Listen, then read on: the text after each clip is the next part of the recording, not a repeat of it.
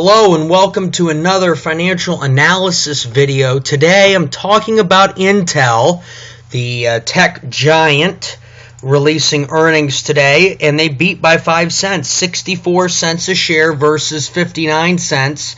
Second straight quarter of 5-cent beat for Intel, down a little bit from the same quarter a year ago, but Intel still maintaining a good reputation with earnings consensus by either meeting or beating earnings expectations for several straight quarters.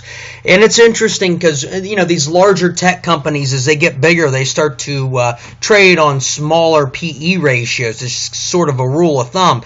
Take a look at Apple. Apple isn't trading much higher than Intel's PE, but looking ahead, we're seeing it traded about almost 15 times forward earnings, and it makes me a little bit uncomfortable, and I'm going to show you why here.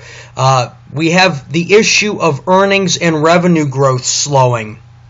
And the revenue growth issue, this is quarter-to-quarter changes in the trailing 12-month revenue, and as you could see, it's been struggling for a few quarters now for Intel. And their earnings per share on a quarterly change basis, the trailing 12-month, is turning negative for them. So I'm getting a little concerned that there may be some earnings pressure on Intel, and that doesn't help when you have that low trading multiple. It can turn the company into a value trap. Not to mention the stock price itself has had a nice little run-up in the last few weeks. Looking at a couple of other things, the return on equity, I think, even though it's dipped just a little bit at 20%, still remains strong.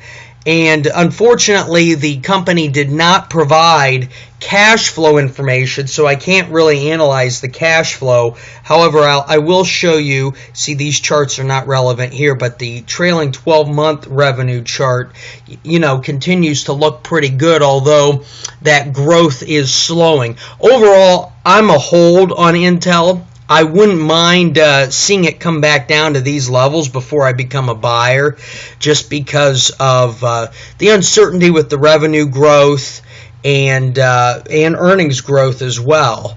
If you want to see more charts that I have for Intel, there's a link here in the middle section of the bottom of the screen. I hope you enjoyed this video, and happy investing.